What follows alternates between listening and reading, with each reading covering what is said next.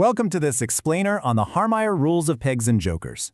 Look, if you've ever stared at a dense, complicated rule sheet and immediately felt your eyes glaze over, do not worry, we've all been there. Board games are kind of notorious for sparking those intense tableside arguments over misunderstood mechanics, right?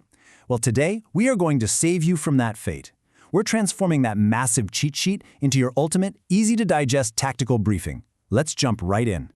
So, are you ready to master the board and literally leave your opponents in the dust? At their core, board games are all about conflict and triumph.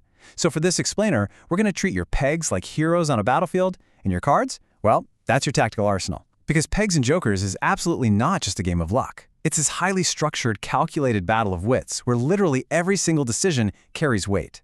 To get you to that master level, here's our roadmap. We'll be looking at the ultimate game objective, the rules of the track, the art of bumping, your card arsenal, strategic splits and reverses, and finally, getting unstuck and winning. That's the whole shebang in under 10 minutes. All right, Section 1, the ultimate game objective. Let's establish exactly what's at stake here. The goal here is simple. Be the first team to move all your pegs from start to home. It's a literal race across the board. But here is the absolute game-changer detail. It's a team effort. On your turn, you can actually move any teammate's peg to help achieve this goal. You aren't just managing your own little squad, you're commanding a joint force. And this introduces this incredible psychological layer to the game, right? Because moving a partner's peg requires massive trust. You have to communicate constantly to make sure you aren't accidentally ruining their own master plan. Moving on to Section 2, Rules of the Track. Let's lay down the physical laws of the board. And the first rule is that 5 is the absolute magic number of pegs and jokers. The game moves clockwise and is governed entirely by 5-card hands. You've got to keep that number locked in your head because it basically dictates the rhythm, the pacing, and the fundamental limits of the entire game. Okay, so every single turn follows this exact 3-step loop. Step 1, discard a card. Step 2, make its move if it's legal. And Step 3, draw back up to 5. It's a super structured loop. But here is the kicker. If you have a legal play in your hand, you must take it. No passing. This rule completely changes everything. Sometimes you're going to have to make a frankly terrible move that totally blows up your strategy simply because it was your only legal option. Tough luck, but that's the game. And as you're navigating around, you absolutely must obey the same color rule. You cannot land on or pass your own color. You can pass other colors all day long, sure, but your own color acts as an impassable roadblock. It's like running into a brick wall. So you really have to sequence your moves carefully so your pegs don't end up just tripping over each other, causing a massive traffic jam right when you desperately need to sprint. All right, Section 3, the art of bumping. This is where things get really spicy. Bumping is where the magic happens. There's this wild duality to landing exactly on another peg. If you bump an opponent, oh man, it's ruthless combat. You send them all the way back to start and completely wipe out their progress. But if you bump a partner, you send them zooming forward to their in-spot. It is a massive collaborative boost. So that one exact count can either totally devastate an enemy or instantly parachute your partner into the safety zone. But hold on, there is a major catch here. You cannot bump a partner to their in-spot if it's already occupied, and honestly, this brilliantly illustrates the one big caveat of teamwork in this game. You can't send a partner home if there's literally nowhere for them to land. It forces you to keep constant tabs on your partner's board state, not just your own, so you don't end up squandering a perfect opportunity for a massive leap forward. Okay, Section 4, your card arsenal. Let's look at how you actually deploy these pegs. To launch your pegs out of the start zone, you need specific cards. Green cards get you out. Aces are incredibly versatile. They can pull a peg out or move one forward either 1 or 14 spaces. And then you've got your face cards, the 10, Jack, Queen, and King. These act like a ladder, moving you forward 10, 11, 12, or 13 holes respectively.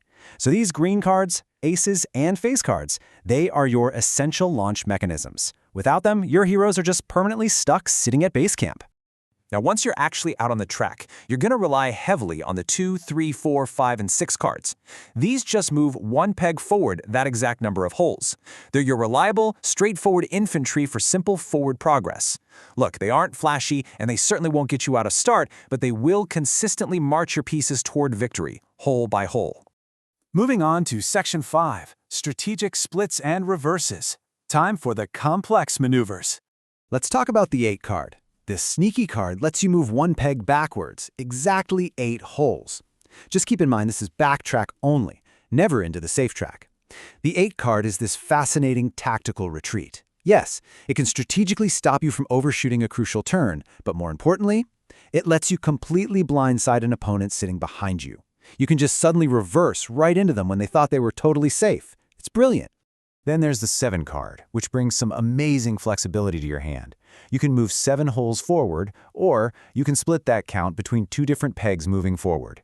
This gives you incredible precision when you're trying to squeeze through tight spaces on the board, or if you need to carefully position 2 different pieces for an upcoming attack. It just gives you total control over your momentum. Now the 9 card is where things get truly chaotic.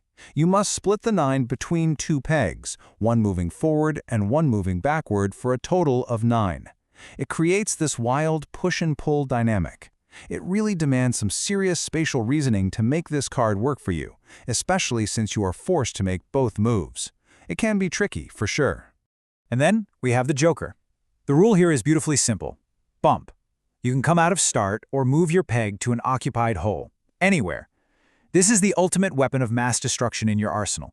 It lets you strike literally any occupied hole on the board. You can jump a partner to their in-spot or banish an opponent back to start. It completely rewrites the landscape of the board in a single play, turning almost certain defeat into an instant, glorious victory. Finally, Section 6, Getting Unstuck and Winning. Let's talk about the endgame. So what exactly happens if you're stuck in start with absolutely no playable cards? Well, you simply discard. But remember that magic number 5 we talked about? Your 5th consecutive stuck discard earns you a free deployment. The game mathematically rewards your patience. It ensures that terrible card luck won't lock you out of the game forever, giving you this automatic lifeline right when you're probably ready to flip the table. And last but not least, going home. Your glorious return requires pure mathematical precision. You must have an exact count to enter the safe track, and there's absolutely no backing into, out of, or within the safe track. If you don't hit that exact count, you risk just zooming past your home entry completely. You can't just stumble across the finish line here. You have to calculate those final steps flawlessly. So now that you know exactly how to manipulate these mechanics, from those clever strategic splits to the absolute chaos of the Joker, how are you going to outmaneuver your friends the next time the cards are dealt? Are you going to be the ultimate collaborative teammate, constantly building up your partner's position, or are you going to be a ruthless bumper, resetting your opponents right before they taste victory?